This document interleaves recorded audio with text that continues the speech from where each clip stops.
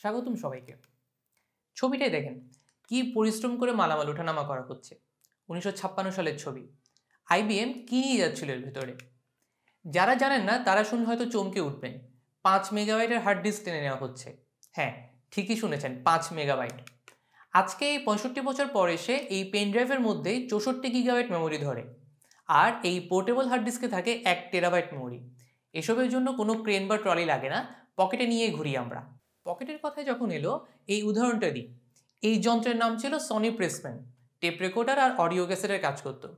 70-এর দশকে সনির চেয়ারম্যানে প্লেনে নিয়ে যাচ্ছিলেন এই প্রেসম্যান। ভারী ছিল বলে হাতে নিয়ে যেতে কষ্ট হচ্ছিল, পকেটেও রাখা যেত না সাইজের জন্য। তার ইনস্ট্রাকশনেই পকেটে নিয়ে ঘুরে গান শোনার জন্য বের হয়েছিল এই সনি ওয়াকম্যান।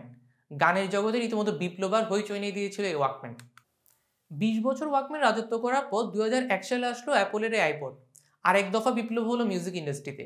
আগের মতো ক্যাসেট পাল্টানো ঝক্কি নেই, একসাথে 1000 গান ধরে এখানে, কি বিশাল ব্যাপার ছিল।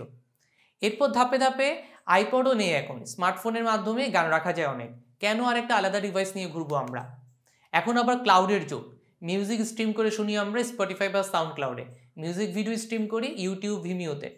পিসি বা মোবাইলে স্টোরেজ খরচা করে গান রাখার প্রয়োজনীয়তা এখন প্রায় নাই বললেই চলে। একসময় তুমুল জনপ্রিয় টেলিভিশনে জায়গা করে নিচ্ছে Netflix, Hulu, Disney plus, Amazon প্রাইমের মতো স্ট্রিমিং সার্ভিস। ভার্সিটি ক্যাম্পাসে গিয়ে বিক্রি করা হতো এনসাইক্লোপিডিয়া। ঘরে ঘরে একখানা অমন ঢাউস বই রাখাটাও ছিল ফ্যাশন। উইকিপিডিয়া আসার পর সেই বইয়ের এখন উইপোকার পেটে যাওয়ার দশা। আর সিধু যেটা হয়ে গুগল তো আছেই। প্রিন্ট কপি বইয়ের বদলে এসেছে ebook.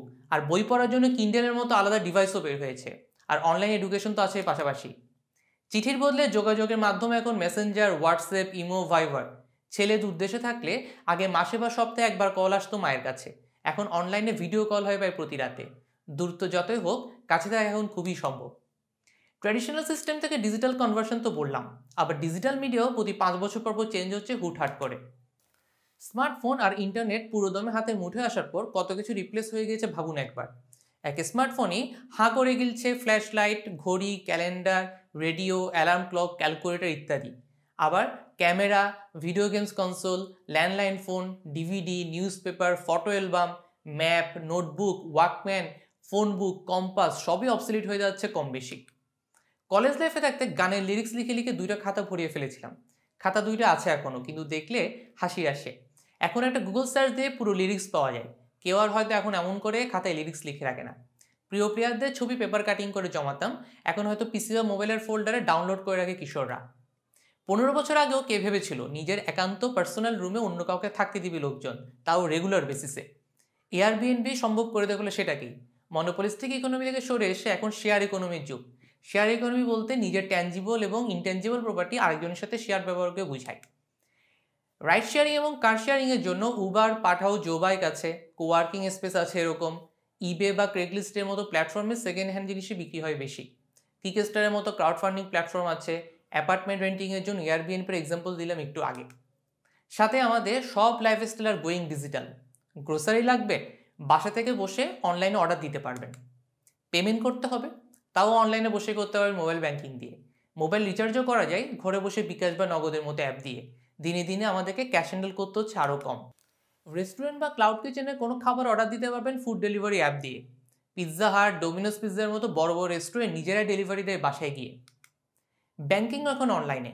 City bank, EBL, standard chartered সহ বড় বড় ব্যাংকগুলো আলাদা অ্যাপ চালু করেছে অনলাইন ব্যাংকিংয়ের জন্য। অফিসের ইম্পর্টেন্ট মিটিং বা বিদেশি কোনো ক্লায়েন্টের সাথে বাতচিত তাও করতে পারবেন জুম, স্কাইপ, গুগল মিটের মতো অ্যাপ দিয়ে। অফিসের ডকুমেন্টের কাজও গুগল ড্রাইভ, ওয়ান ড্রাইভ, ড্রপবক্সের মতো সার্ভিস দিয়ে এখন আরও সহজ। ক্লাসরুমও তো অনলাইনেই।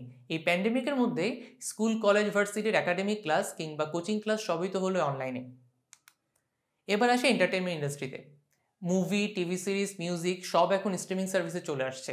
অনেক মুভি তো আজকাল সিনেমা হলে রিলিজ না দিয়ে এখন এইসব স্ট্রিমিং সার্ভিসে রিলিজ দেওয়া হয় আগে। ভিডিও গেমসের দোকান আলাদা ভিডিও প্লেয়ার কনসোলের জায়গা দখল করে নিচ্ছে মোবাইল গেমস। অন্য কারোর সাথে গেমস খেলতে চান লাইভ স্ট্রিমিং করে, টুইচের মতো প্ল্যাটফর্মে সম্ভব সেটাও। জব খুঁজতে চান, বিডি জবস, লিঙ্কডইনের জব হোস্টিং প্ল্যাটফর্ম তো আছে। অনেকে এখন ফেসবুক গ্রুপ বা পেজের মাধ্যমে সার্কুলার দিচ্ছে, আবার জব ইন্টারভিউ নেওয়া হচ্ছে অনলাইনে বসে। এই প্যান্ডেমিকের মধ্যে আমাদের অফিসে যেসব রিক্রুটমেন্ট হয়েছে সব বাসায় বসেই। ছকে বাঁধা জব না করে ফ্রিল্যান্সিং করতে চান, সেটাও সম্ভব ইন্টারনেটে বসেই। আপওয়ার্ক, ফিভারের মতো প্ল্যাটফর্ম দিয়ে নিজের স্বাধীনতা মোতাবেক ঘরে বসে কাজ করতে পারেন ভিন দেশের ক্লায়েন্টের সাথে।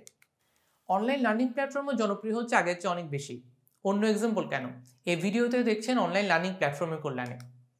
অনলাইন শপিং এখন আগের যে কোনো সময়ের চেয়ে অনেক বেশি পপুলার। ফেসবুক ভিত্তিক অনেক ক্ষুদ্র উদ্যোক্তা তৈরি হয়েছেই, সাথে নামকরা ব্র্যান্ডগুলো জোর দিচ্ছে অনলাইন সেলসের উপর। আর কোনো প্রোডাক্ট কেনার আগে গুগল করে সেই প্রোডাক্টের রিভিউ যাচাই করতে চাই আমাদের। অনলাইনে অ্যাম্বুলেন্স সার্ভিস, ডাক্তারদের সাথে online appointment, telemedicine service, online pharmacy সবই ধীরে ধীরে গ্রহণযোগ্যতা পাচ্ছে আমাদের দেশে। এই যে এত ডিজিটাল সার্ভিস বা ডিজিটাল কমোডিটির কথা বললাম, প্রতিটাই কিন্তু আলাদা আলাদা সব বিজনেস, এবং একটা বিজনেসের জন্য মার্কেটিং প্রমোশন তো লাগবেই। এই ডিজিটাল লাইফস্টাইলে অভ্যস্ত হয়ে যাচ্ছি আমরা। এর মানে লোকজন আগের চেয়ে অনেক বেশি ডিজিটাল প্ল্যাটফর্মে সময় দিচ্ছে। তাই বিজনেস বা সেলস পারপাসে ডিজিটাল মার্কেটিংও ইম্পর্টেন্ট হয়ে যাচ্ছে দিনে দিনে। লোকজন যেখানে বেশি যাবে বা যেখানে বেশি সময় ব্যয় করবে, মার্কেটিংও তো সেখানে বেশি বেশি করতে হবে। এটাই সবচেয়ে সহজ কথা। তো এই ডিজিটাল মার্কেটিংয়ের মধ্যে কী কী বিষয় আছে? Social media marketing, search marketing, display marketing, affiliate marketing, email marketing, app marketing, content marketing ইত্যাদি এই ডিজিটাল মার্কেটিংয়ের মধ্যে আছে। তবে paper, TV, radio, print magazine, poster, online event activation, billboard এসব ট্র্যাডিশনাল মার্কেটিং কিন্তু ওভারনাইট হারিয়ে যাবে না। এগুলো ডিজিটাল মার্কেটিংয়ের সাথে আরও অনেক বেশি ব্লেন্ড হবে। বরং ব্র্যান্ড বা কোম্পানির এক্সপোনেনশিয়াল গ্রোথের সাথে এই দুইটার মধ্যে কম্বিনেশন ইজ মাস্ট নিডেড। এই ডিজিটাল মার্কেটিং অ্যাডভান্টেজ কী কী? এটার রেজাল্ট সহজে মেজার করা যায়, বেটার অডিয়েন্স টার্গেট করা যায়, এটা কস্ট ইফেক্টিভ, লোকজন ফিডব্যাক জানাতে পারে। তো এইসব নিয়ে আমরা পরের ভিডিওতে আরও বিস্তারিত জানবো।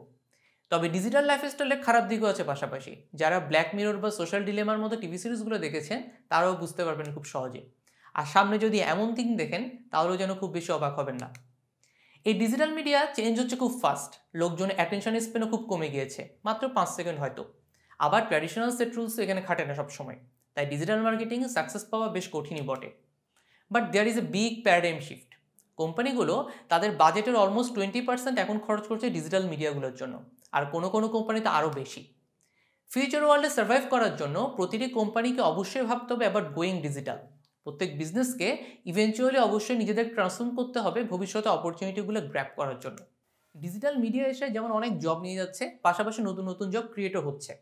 Fax, camera, cyber cafe, DVD rental দোকান এসব বন্ধ হয়ে গেছে ঠিকই, কিন্তু চেঞ্জ হয়ে অন্য কোনো ডিজিটাল বিজনেস শুরু করেছে তারা নিশ্চয়ই।